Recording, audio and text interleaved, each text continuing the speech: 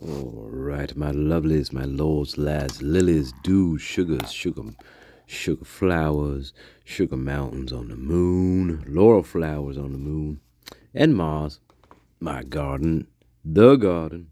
All right, back to our regularly scheduled programming. All right, okay. Through the live madness, picking it back up with the documents. So I skipped ahead. I skipped from like 99 to like, I don't know. I've skipped quite a few because, like I said in the last live, most of them were just about painting Bryan Goldberger as the creepy guy, the real creepy guy at school, the outsider. They called him they thought of him as the black sheep of the cohort. So, a lot of that. I'm like, okay, we get the idea. There's like 7 or 8 separate documents about that. And so skip those. It's all the same kind of, yeah, he's a creep or, whatever. Or I had neutral opinion about him, whatever. Yeah. Anyway, so we're skipping on. So now we're going to pick it up with, we're on supplement. Here's where we're landing right now. We are on supplement 117. Did 116 in the last live, which I am uploading. I'm uploading a different version, guys. It's not terribly different than the original stream. I had to cut some things out a little bit. Okay, okay. It's the exact same stream though, so check that out. Everybody who's new, welcome to the garden. I love you. Thank you for coming along, and coming along for this crazy journey. All right, let's get on with the documents. Here we go. All right. 117.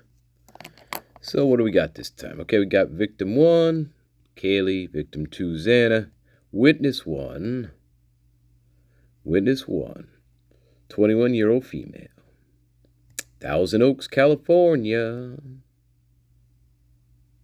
Witness 2, 37-year-old male.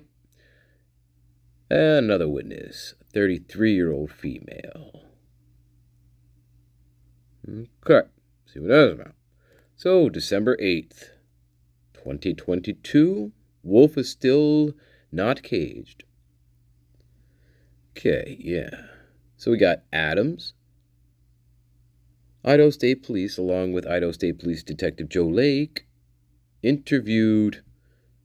Date of birth 2001. Blank was identified by others as someone who was a babysitter for some of the football coaches. Blank was the person who, in order to either babysit or get a babysitter for them. Kaylee was identified by as being one of the babysitters used.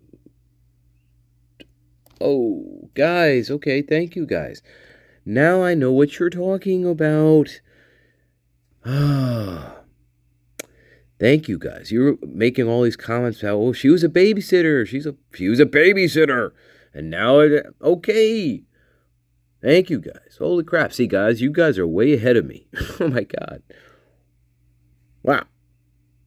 She stated she was only aware of one family that Kaylee worked for as a babysitter. She identified that family as the and explained she had met the while working in the recruiting department for the University of Idaho.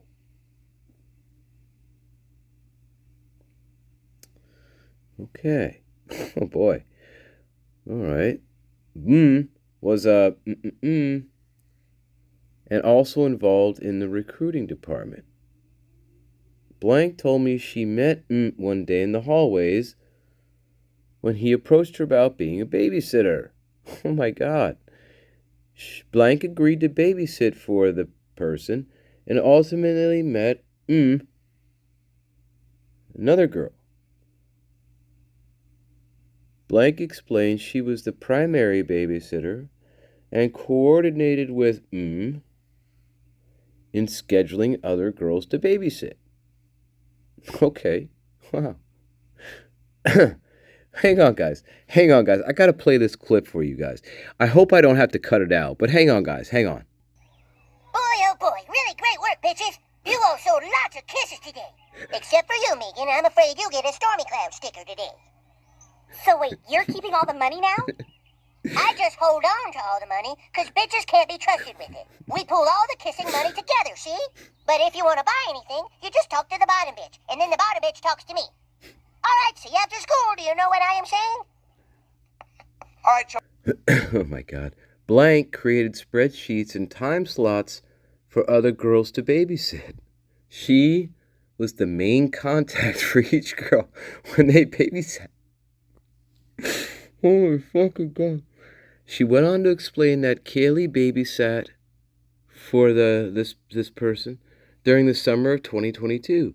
She was unsure how many times Kaylee babysat, but knew it was a lot. Oh my God. I asked her if that was the only way she knew the victims. She told me she was very close with Xana. She stated she was in the same sorority as Xana, and they spent a lot of time together. She knew what Xana's major was, and knew her hobbies, and was aware of Xana's boyfriend, Ethan.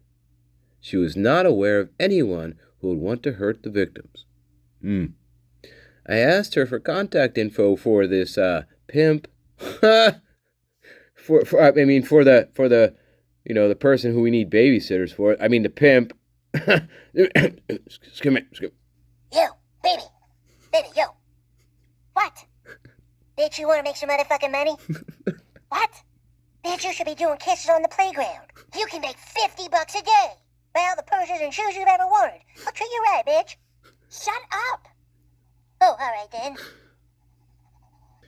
She stated she lived at another home on in Moscow, Idaho. She told me a story of a time where a male came up the stairs to her apartment at approximately 1:30 a.m. She was unsure if it was related to the unaliving incident, but wanted to report it. She didn't have any other information regarding the unalivings. Okay, in the report. Oh boy, oh boy. Now I know what you guys are talking about. She was a quote-unquote babysitter. Whoa. Wow. Okay, let's keep going. 118, guys. 118. Okay. Now, what does that mean? I don't know. It's interesting. She's with this ring of babysitters for this one person. I don't know. A ring of babysitters. And apparently this person just approaches them in the hallways. Hey, would you like to be a babysitter? I mean, well, I'm just saying. It's odd. I mean, I don't know. Is it totally innocent? Guys, is it totally innocent, guys? Let's hang on. Hey, Wendy. Bitch, don't you want to start making some real fucking money? Leave me alone. Well, you were made for the playground, bitch. You should be out there working. Don't you want a new lunchbox? Nice new coat? I can get all that for you, bitch. Butters, dude. What? You can't call my girlfriend a bitch. Oh. Well, all I'm saying, the bitch should be out there working is all. Funny. Stan? But, Clyde, here's $100. Stan comes near me, punch him. Wow, wait. Work. Butters, do you have a problem? All these bitches are kissing fellers, and they haven't figured out that they can be making some serious fucking money. All right, guys, let's see what this one's about. So we have witness 1, 19-year-old female. Witness 2, a 20-year-old unknown female. All right, let's see what this is. January 10th, the wolf is caged. At approximately 3:04 p.m., Idaho State Police Detective Brady Walker interviewed date of birth 2003 at the blank campus in Pullman, Washington. Idaho State Police Detective Matthew Heinley was present, as well as his girlfriend. Date of birth 2002. I recorded the interview with my ISP issued cell phone. Good. I informed and of this before I began recording. I learned the following during the interview. Here we go. I learned the following during the interview. Okay. Blank was a sophomore at Washington State University. She also had been a at since the previous year. The office in which she works is located on the blank. Her desk is near the entrance to that section of the building. She mostly works for this and that, that. It was common for graduate students to meet with and discuss their education and future plans. Fine. She first met Bryan when he came into the office to meet with her. Shortly thereafter, he began coming into the office nearly every day to talk. This occurred during business hours. Kohlberger's conversations became personal instead of focused on his studies or work as a teacher's assistant. Kohlberger had an office downstairs, but did not really have a reason to be in her office area. On some days, would be working alone from 3 to 5 p.m., which was normal closing hours. Kohlberger began coming in there seemingly to talk to She would try to focus on her work, but he would remain whether or not she interacted heavily with him. On one occasion, she was downstairs and came back to the office to lock up. Kohlberger was in the office.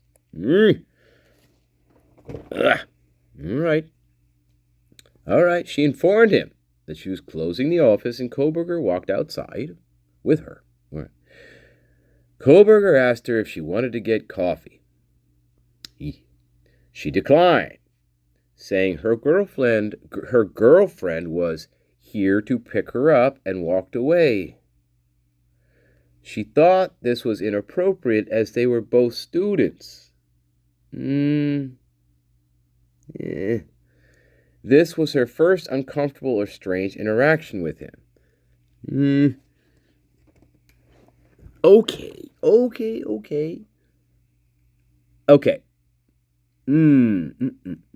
I don't know, guys. You can interpret this a few ways. You can interpret this a few ways. It depends. Well, it depends if you believe he did it or not. If you believe he did this, well, you have a whole different picture here of what this might look like.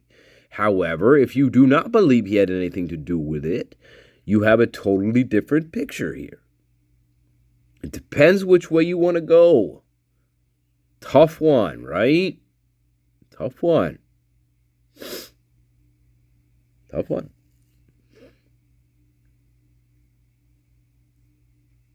You can definitely go one way or another on this, right? You can. That's the tricky part about this.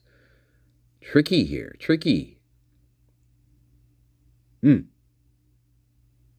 Now look at it. You could say, well, he was acting weird. No, you could say this. Her perception of him acting weird and all like this, maybe what he was doing, and I'm just saying, maybe he was somehow working up the courage or the nerve, I don't know, to kind of get to know her, and maybe he really started to like her for some reason, and that's why he was like trying to talk to her constantly. I don't know. And then, maybe he worked up the nerve or courage to ask her out for a cup of coffee, and maybe the way her perception of that was where he was acting really strange and weird. I don't know. Maybe he was working up the courage to ask her out for a cup of coffee. I don't know. Well, yeah, I was not there. Right? Don't know. You could look at it that way. Maybe that was his way of trying to work up the nerve to ask her out, for fuck's sake. Maybe. Yeah, maybe it came off really weird because maybe he's not used to doing it. I don't know. Just saying. I don't know. And She thought it was inappropriate as they were both students. Now, what you can get from that is maybe she has some sort of high moral standard, right? That two PhD students can't get involved with each other. I mean, hey, what fucking planet are you from? Of course students get involved with each other. Who do you think they see most of the time, idiot? Especially at the PhD level. Yeah, you're going to be seeing these people quite a bit. More than you want to, okay? Anyway, so she has some sort of high moral fucking standard here. I don't know what that is. I don't see that as an ethical problem. I mean, this happens every day of the week, okay, in America. PhD students, they do hook up with each other, okay? Yeah, they do. What planet are you on? I don't know. Whoever this person is, I don't know what planet you're on, but anyway, she was informed staff had talked to Kohlberger as many as 5 times about his behavior. After about the third meeting, Kohlberger did not come into the office as much to socialize. Okay.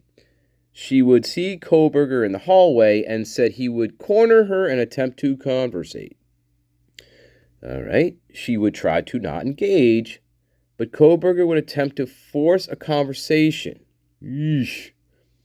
She clarified that Kohlberger physically cornered her, standing in a manner where she could not leave without running into him. Yeesh. Okay, she described this as scary, especially when she was alone. Yeah, that would be, hey, gotta put yourself, hey, I'm trying to be fair-minded. Remember, we can't be blind. We cannot be blind. We cannot be blind. Does this destroy my theory yet? No, but we can't be blind, though, to things either here. Remember, blind. So, does this say, well, your theory's fucked now, Master Nate? No. But this is kind of eek. Yeah, especially if this, look, from her point of view, you got to look at it from her point of view, whoever this is. This would be kind of creepy. Just saying. I think it would be creepy. Whether or not it's because he's autistic, maybe, partially, but this is, regardless of that, this appears like it would be creepy, especially if you're alone and he just kind of pops out around the corner at you. I think that would be a little alarming. I'm just saying, we can't be blind. Does it mean he committed the murders? No, but I'm just saying. Let's keep it in perspective. Doesn't mean he did anything. All right. Just saying it doesn't. Yeah. I'm personally more scared of little G right now. Little G is much more scary to me than this is. Fuck. I want to know where little G is running around right now, stalking fucking college students with knives. Oh, like, I don't know, Xana and Maddie? Yeah. I want to know where he is, by the way. Where is he? Where's little G these days? I don't know. Who knows? He's still running around. Yeah, but no, this is not as scary as what little G's doing. Fuck no. But anyway, it is creepy. I mean, in this context. She recounted another incident where she saw Kohlberger walking outside as she was locking up. All right, Kohlberger made eye contact with her when she looked out, which seems strange because you would have to be looking directly at the window where she worked to make eye contact. Eesh. Kohlberger entered the building as she was leaving. She hurried into the bathroom to hide and avoid contact with him. When she thought about it later, she hid as if on instinct due to how uncomfortable contact with him had become. Ooh, yeah, that's pretty bad. That's a little I mean, hey, guys, we got to be fair. That's a little eesh. If that's true, if this again, if she's telling the truth, okay, that's a little eesh. Okay, Koberger had a reputation for being very homophobic. Ooh, that's a new one. I have never heard that. I've never heard that before. That's a new one for me. Sometimes Blank's boss would take her home so she would not have to walk by herself or take the bus. She became concerned because of how many precautions she perceived were being taken because of him. She recounted an incident in which her neighbor saw someone very close outside her window and told to make sure to lock the door. She did not know who that person was, but learned she lived fairly close to Bryan. She learned from professors that Koberger was fired as a teacher's assistant after the fall 2022 semester was over. Oof. I don't know, guys. Don't know. Seems to have a lot of information there. I don't know. Don't know. She described all the interactions she had with him as uncomfortable, except for the very first time she saw him. Blank saw Koberger almost daily until winter break. The conversations Koberger would start with her were not necessary in an educational or professional context. She perceived the conversations happened only for Koberger to be around her. Yeesh. I don't know. She only knew of one time where Koberger behaved differently than he normally did. He needed to talk to who was in the office with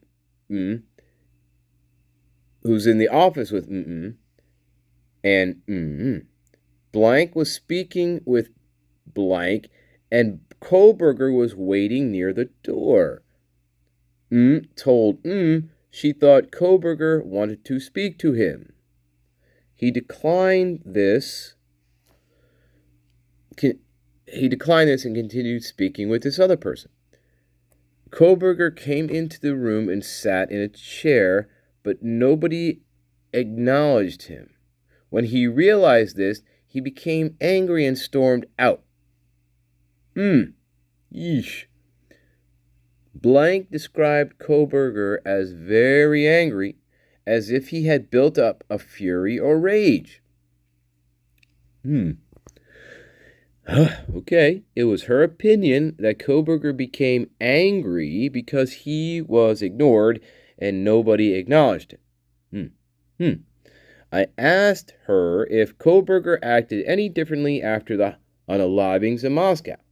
After thinking about it, she said it was right around that same time that Bryan stopped coming into the office as much. Prior to that time, had described Koberger as somewhat arrogant and held her head up high when held her head up high when describing him. I don't know. After that time, Blank said Koberger kept to himself more and seemed to be less interactive. When she described Koberger after the unalivings, kept her head down. Blank kept her head down. When she described Koberger after the unalivings, kept her head down. All right. I don't know what that is. Koberger did not disclose personal details or anything about himself when he would talk to her. Find that hard to believe. But whatever. All right, that's weird. There was one instance where he may have placed a hand on her shoulder, but it was during conversation and not to physically control or assault her. All right. Specifically, she thought it was strange that he seemed to know her schedule and intentionally encountered her. She described herself as a gay woman and thought it was also strange because she had previously told Koberger that she had a girlfriend. Okay. This did not seem to deter him. Of all the students Blank had interacted with Koberger, who had interacted with him, Koberger was the only one that made her feel uncomfortable. Oh boy. I don't know. This report is a summary of the interview. The audio recording will be saved and stored. I don't know, guys. I don't know. This one's a very interesting document. Very interesting. There's a lot of dynamics here at play, you could say. A lot of social dynamics going on here. Interesting. A lot of social dynamics. Wow. I don't know. This one, there's a lot of different angles here you could go. A lot of different angles. Yeah. It could be homophobic. It could be perceived homophobia. Maybe she, if he knows that she's gay, maybe, I don't know. Maybe he's not trying to, I don't know. I don't know, guys. I don't know what's going on here. I don't know what's those social dynamics are interesting here. You know, maybe he's not romantically interested in her. Maybe he just wants to be friends with her. I don't know. I mean, if he's straight, right? If he's straight, well, I don't know. Guys. Well, maybe not. Maybe he doesn't even register. Who knows? Maybe he wouldn't even register. I don't know. Maybe he doesn't care. I don't know. Who knows? It wouldn't matter if he was straight or not. I mean, whatever. It wouldn't matter. But interesting. I know. Very interesting document here, guys. All right, we're going to leave it right there. That was, what was that? Shit. All right, yeah. That was 118. Very interesting document. Hey, you can look, depending on where you stand in this case, you could be attaching all sorts of personality characteristics one way or the other. Very interesting. All right, we'll see what this is about. Okay, we're still about, now again about Bryan. 26-year-old female. Let me guess, more trashing? More of this, more of that. I'm going to run through it real quick, guys. It's going to be more of the same. Let me see.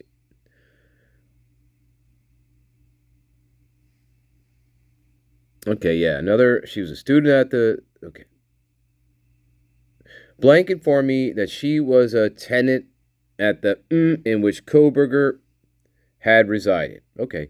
She did not remember any contact with him. Okay. All right.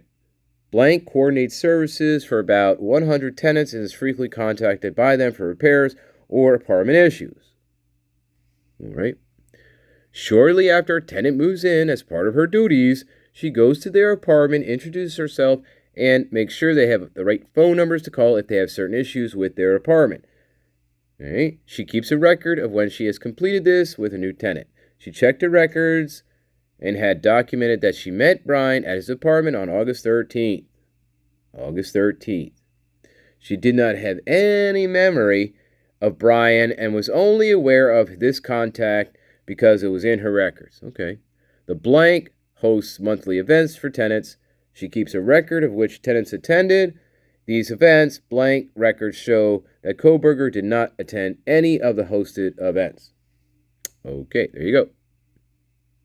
So so what? What do you say? He was quiet. I don't know. So what? What does that mean? Nothing. Doesn't mean shit. It means he kept to himself, maybe. Kept to himself and was quiet. And didn't complain. Okay? I guess that's what you could say. He didn't complain about shit. Right? Well, yeah. But that's, again, not proof of anything. Of course. Of course it's not proof of anything. I'm just saying. I mean, what does that tell you? He didn't bitch? All right, guys, we're going to leave it right there. We're at 120. Supplement 120. All right, love you all. Love you all. Hope you're having a beautiful day. All right. Hope you're having a beautiful, beautiful day, guys. All right. We'll talk later. Bye-bye.